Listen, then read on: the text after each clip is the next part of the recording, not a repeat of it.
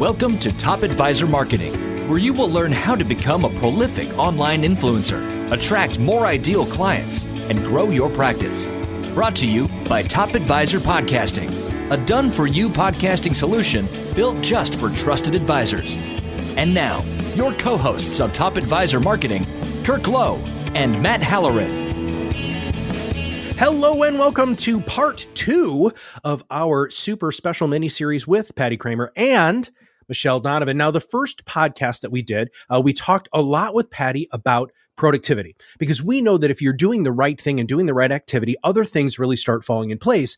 And they both talked a little bit about how they work so closely together because, well, they're actual business partners in Productivity Uncork. But a lot of times Michelle will get a referral and they need to work with Patty first, or sometimes Patty will get a referral, but they really should be working with Michelle. And so now we're going to focus on what Michelle does. And Michelle Donovan is a referral coach. She also does a lot of business coaching with financial services professionals. And we are going to just jump right in. And the reason why is because I really need to ask the question that I think is burning on my very small mind.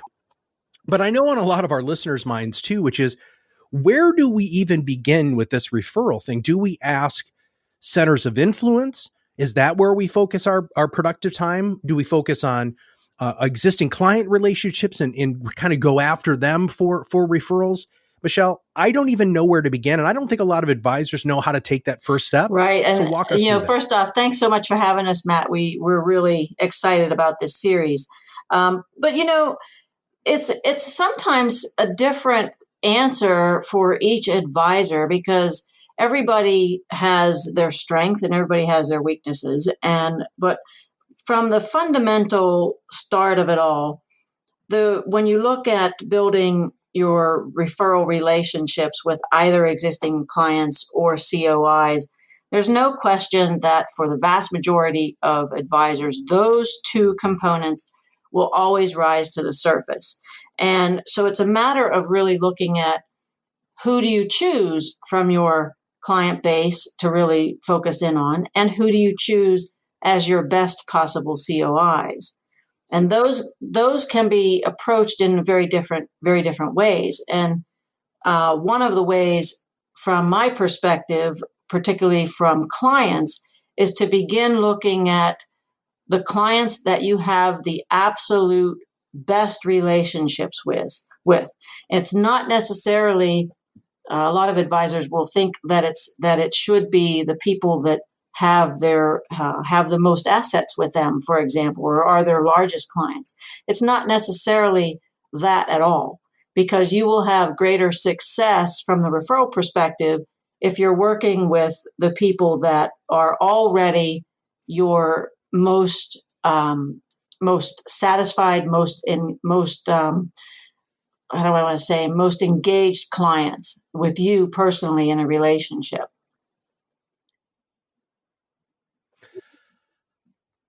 I always have heard that there are advisors who are concerned, even with that depth of relationship you just talked about, Michelle, that they're afraid that if they ask for referrals to those people that they have the relationships, whether it's a COI or whether it's an existing client, that it's going to come across as them sounding desperate.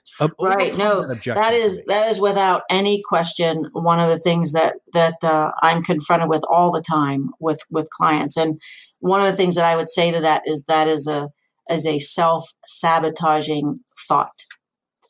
And it is something that from the advisor perspective, it's all about a trust industry, right? Trust profession. There's trust that has to be built up. And when advisors are afraid to have that conversation with particularly the clients that they have the absolute best relationship with, these are the people that, like, when they see their number or their name on their phone or whatever, they get excited about, and they're like, oh, I can't wait to talk to this person. Or they know they're coming in, oh, I can't wait to see this person again. These people, 9 times out of 10, have already expressed their love and affection to the advisor. And there is already a significant level of trust. And if the advisor truly trusts that relationship, they would have no fear. It's an interesting thought, isn't it? Well, it is. I love how you just Mhm. said no fear, right? Because you're right. That is a self-limiting belief. It's a self-sabotaging belief. Um, Centers of influence. I'm going to switch gears just quickly, and then obviously this will all make sense with my madness here. But with the centers of influence, there are people within the Right, financial services industry who work within the financial services industry who are horrible historically for providing right. referrals, like estate planning attorneys and like Oh, CPAs. yeah. Help me with Well, that. there's a lot of reasons why the reciprocity doesn't necessarily go back and forth. And from my experience, one of the biggest reasons right up front is the establishing of expectations and the think of it as identifying the characteristics of the right COIs. So what I find, for example, is that advisors are spending a lot of time with the wrong COIs, but that's because they haven't spent the time to really first think about who do they really want as COIs from the personal characteristics and qualities of that individual so that they know that they're spending time with the right people from the very beginning. But then after that, establishing what they want in that relationship as expectations, knowing that you can't ask for something particularly from an individual unless you're willing to do the same thing back. Now, we did talk about expectations in the Mm-hmm, previous podcast with Patty and how powerful and mm-hmm. important those expectations are. How do you go about, without giving up too much of your secret sauce, Michelle, how do you go about setting clear expectations with a center of influence?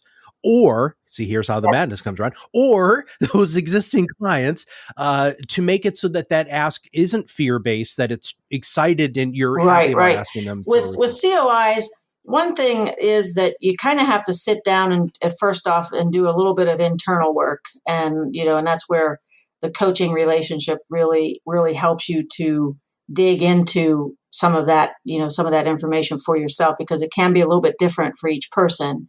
And so when you're thinking about the expectations of what you really want from a COI relationship, you have to really look at it from not only what do you want from that relationship, but what are you willing to give back to that relationship? And then once you have that list really solidified, it's a matter of sitting down one on one with a COI and saying, "Look, I'm raising the stakes. Really, I'm raising the bar with my referral process, and I want to make sure that I'm spending time with highly effective, very reciprocal COIs. And so I've created, what I'm looking for, and I want to kind of share it with you and see if we're on the same page and see what you have to contribute to it. Because the thing to always consider is that this is it should be considered a partnership relationship with a COI, and that in and of itself means that you're willing to meet each other both ways and you're looking to establish the expectation so that both parties benefit more than what they've ever benefited before. One of the things we talk about on this podcast all the time Oh, is yeah. niches, right? Or niches, depending on how you pronounce it. How does that apply to the whole referability or asking Yeah, for that's referral very process? interesting because I've helped numerous clients to develop niches as well, and it tends to be a little bit of a trend right now in the industry in the profession because people want to separate themselves from other people. So when an advisor creates a niche, it literally changes everything. It changes everything from beginning to think about who like what you're looking for in the COIs because the COIs would potentially change if you want to get very specific about it. I'll give you an example. Um, One of my clients recently decided to niche into the equestrian world because she is an avid equestrian and she wanted to really serve that pocket of the market and much more effectively because there's a lot of value in horses, particularly certain kinds of horses. And so her COIs needed to change from the traditional CPA and estate attorney and so forth to more the owners of the barns and the people that put together the hunt clubs and so forth. And that began to really shift not only who she was spending time with, but where she began networking to get connected to those people. Can you tell us a little bit about that process? I mean, how do you go? So that was a very specific example. Let's go super broad though. You just get a new client. You're working on trying to figure out who they're going to talk to about referrals or who they're going to go after because they're the ideal client, the people they really love to be in front of and that they're excited about when the phone rings. What does that process look like? Help us. We talked a little bit before we started recording about your discovery process and how you both don't work with everybody. Tell us about that discovery process. How do you help an advisor have that epiphany? You mean like an epiphany about wanting to serve a niche? Is that what you mean? Yes, absolutely. Or finding that specific niche. There are some people out there who say you have a niche in your book already, you just don't know it. And then there are other people who are totally oblivious.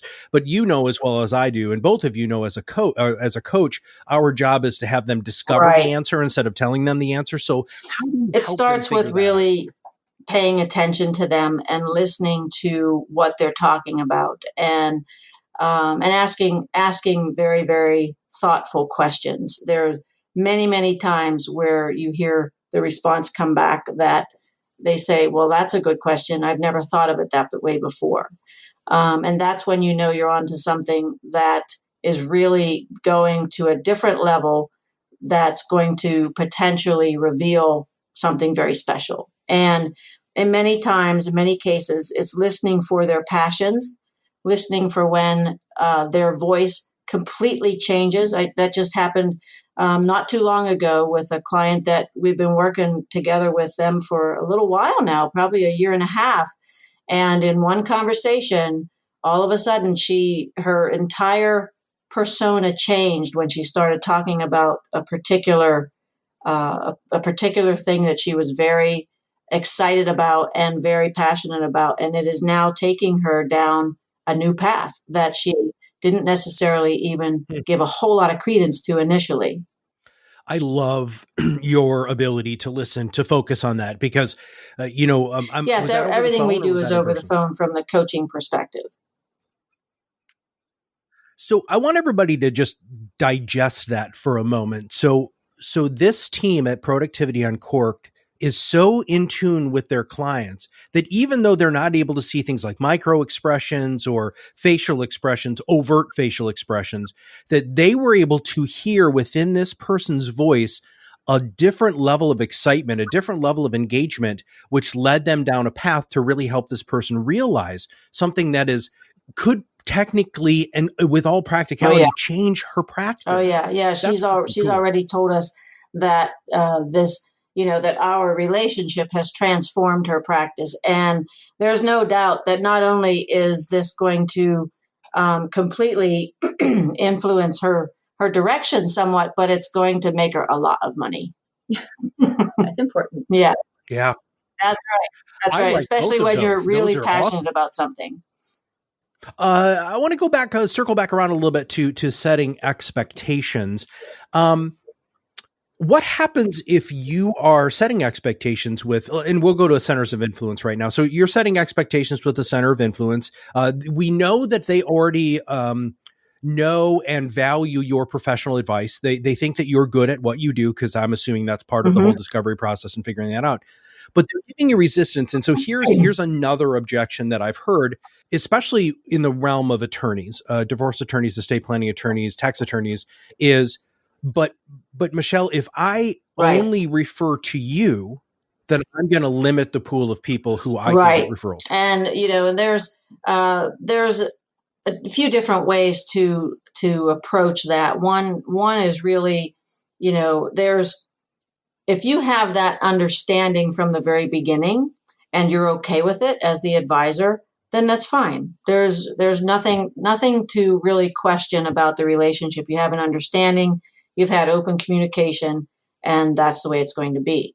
But where the trouble comes in is that people don't communicate. And so many times the estate attorney or the divorce attorney may not be meeting their end of the bargain, but the advisor really doesn't understand as to why. And until they have that conversation and understand why, then the advisor just purely has a decision to make. It's a matter of, am I okay with this or am I not okay with this? Would I be better off spending my time and energy with a different estate attorney or a different divorce attorney where I could have more of the reciprocity that I'm looking for? Let's talk about activity, because I think this isn't necessarily a sprint at the beginning. It's more of a marathon. How do you build activity into your calendar that will promote people thinking about you, being top of mind, and just having you right there kind of on the tip of their tongue to refer to you when they're in a relationship with another person? Well, I think, it's interesting because it's part of the reason why we're called Productivity Uncorked, is because if the advisor has spent any time with Patty, they will have learned how to calendar and use their calendar effectively so that they can create the time in their calendar to have that level of time management where, number one, they can find the space. And so when they have the space, then it's a matter of working with me to identify, okay, what is the right activity that we want to put in that space? And it all depends on what their goals are and what they're trying to focus on. So, for example, if like a woman that I started working with, I guess it was last week, her main focus is that she wants to gain more referrals directly from her favorite clients. And so what that's going to involve is that obviously she's got to spend more time with those perfect clients that she wants to have that conversation with. But it's not about just spending time with them. It's about what she's doing during that time that she's spending with them. And so we would really discuss and figure out what specific activity, whether it was educating those clients on how to refer her effectively, or whether it was building the relationships further, or getting to know where they may be networked, those kinds of conversations would come into play. Okay. And this maybe is a non sequitur question, or it's not going to really follow entirely, but something you just said triggered this. How much is too much? How much is being too in front of the people? How much is asking too many times? Is that entirely tailored to the individual? Do you guys have research beyond how much that? is too much? Help us with that. In terms of, let's say, are you talking about clients or COIs or both?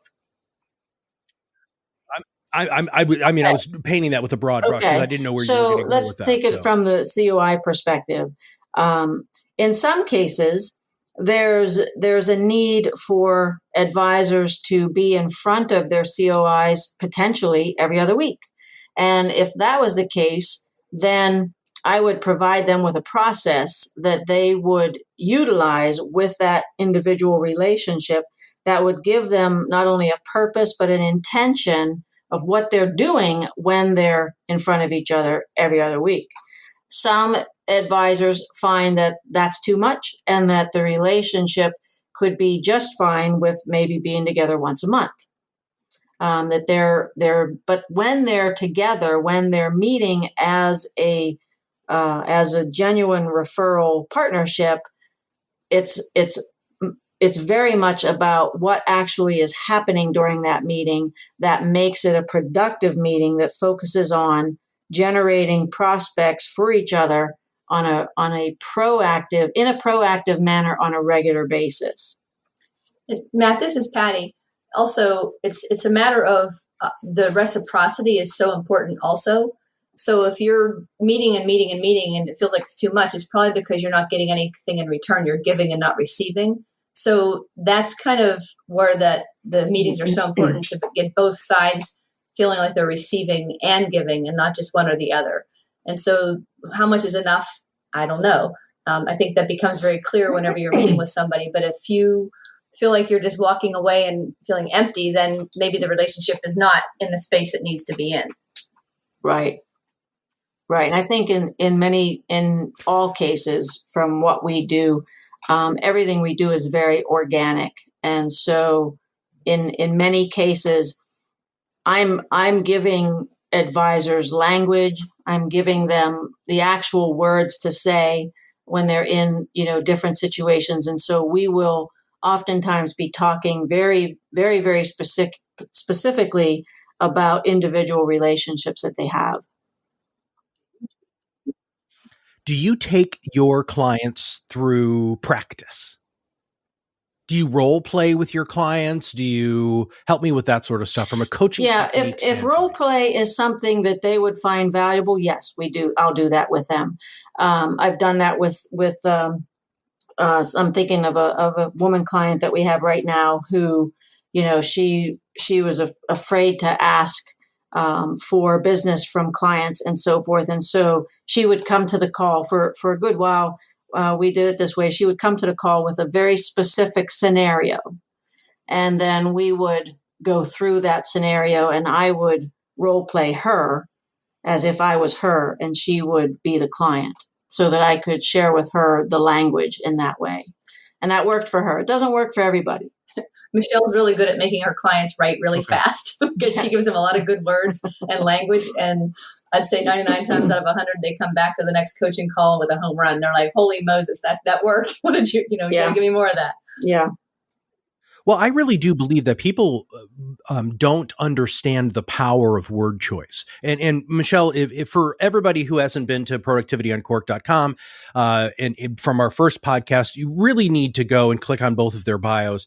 And one of the things that I really like is the fact that both of you have focused a lot of your education on that communication, on making sure that you're using some right word choices. And with another broad brush, would you mind giving us some of the words that you both have found trigger the behavior that's desired when it comes to trigger the behavior? Well, for example, sometimes it's very subtle nuances. I was talking to a client this morning, and we were discussing how to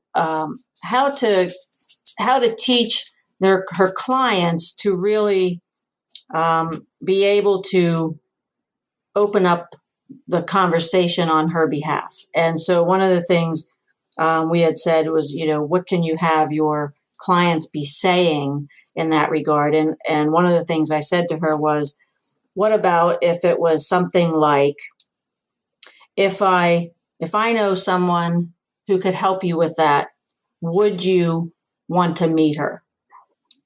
And she just latched on to that. And one of the reasons being is that statement, typically, if a client is saying that to somebody, they're saying it to somebody that potentially has an issue or has stated a problem or has expressed some pain or something like that.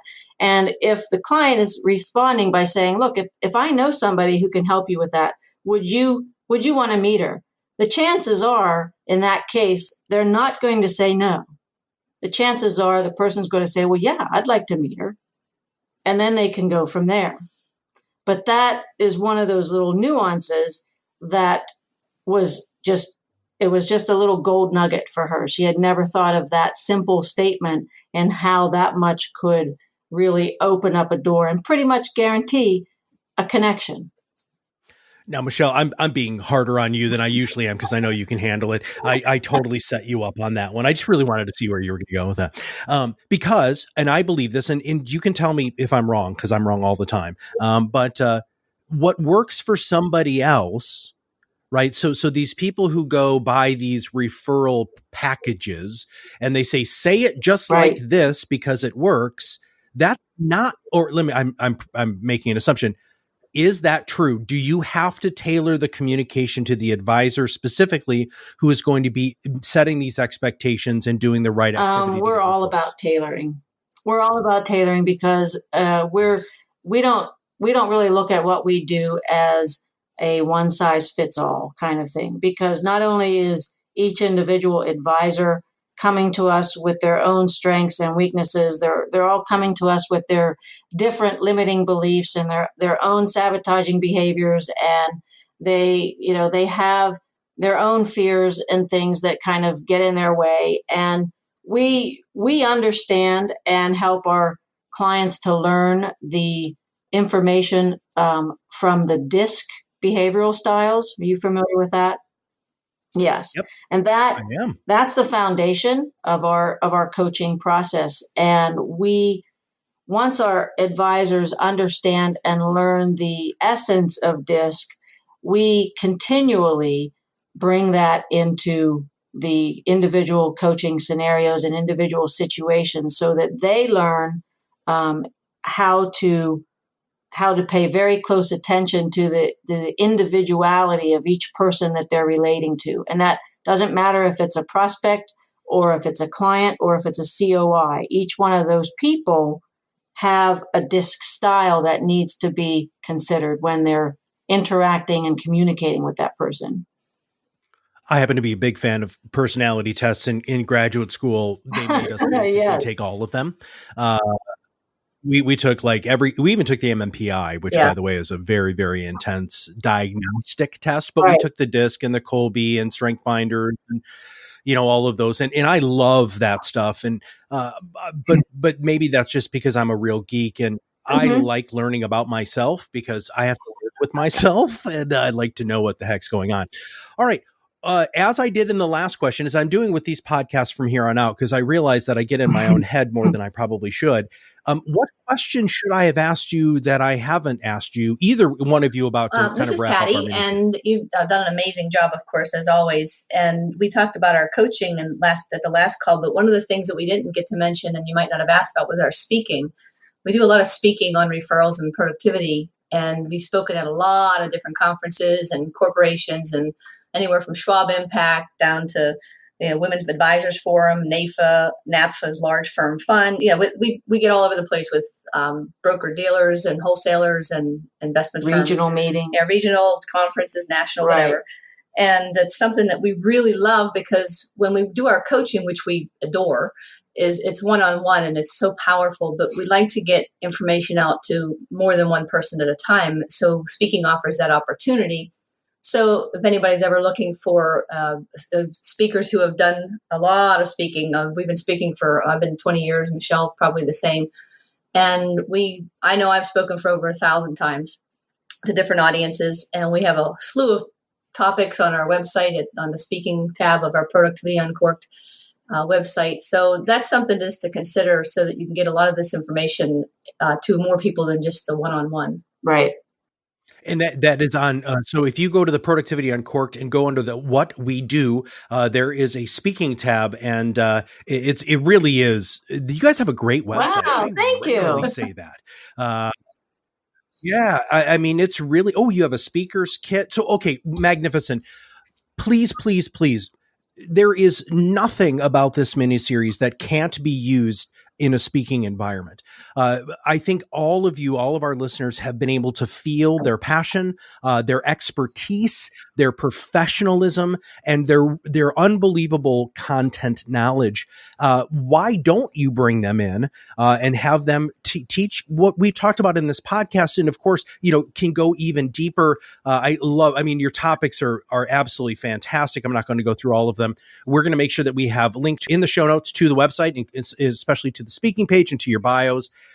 You did say last time, I'd like for you to repeat that you're doing a women-focused group coaching based off your book. Would you guys mind sharing that one more time? And then we'll wrap up. We wrote a book. It was a bestseller on Amazon last July. We released it. It's called A Woman's Way, Empowering Female Financial Advisors to Authentically Lead and Flourish in a Man's World. Just a side note, we do work with men also, but this particular book was for supporting women out there.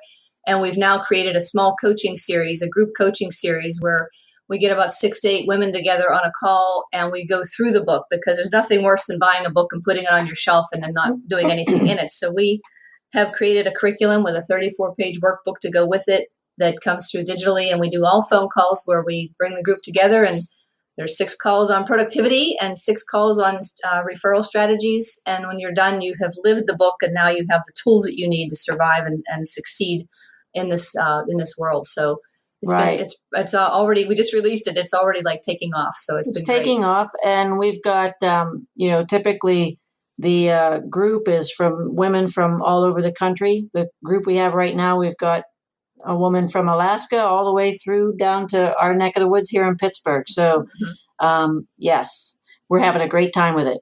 Well, I want to thank both of you so much for spending time on this mini-series, in really sharing some very important tips and tricks on how to not only just have a successful life, stay organized, stay productive, but also how to grow your business by doing one of the most effective ways that you can to grow your business and market your business and get your thought leadership out there, which is asking for referrals. So thank you, Matt. Thank you, Matt. We appreciate your time. Make sure you go to productivityuncork.com and check out everything that's on their awesome website. We'll also make sure we have some extra stuff in the show notes, including how to sign up for this new course that they're offering. And they're going to be offering this course as needed, and more because more and more people are coming in it, which is even better. And we're going to do whatever we can at Top Advisor Marketing to help, because we truly want to do what we can at Top Advisor Marketing to help women in financial services be more successful and really, in my opinion, take over the whole industry. But that's a totally different topic. Yeah, thank you. If you have not subscribed to the podcast, click that subscribe now button below. And if you don't mind, give us a quick review on iTunes. If you have any questions, or if you have a great topic that you want to have us cover, or a great guest, please email me at matt@topadvisorm. So for everybody at Productivity Uncorked and everybody at Top Advisor Marketing, we'll see you on the other side of the mic very soon. Are you ready to change the way you communicate with your clients? Are you tired of being the best kept secret in your area? Learn how to become a prolific online influencer, attract more ideal clients, and grow your business. Contact us today and see what the power of podcasting can do for your business. Click on the Contact Us link on our website at topadvisormarketing.com and set up a call to learn more.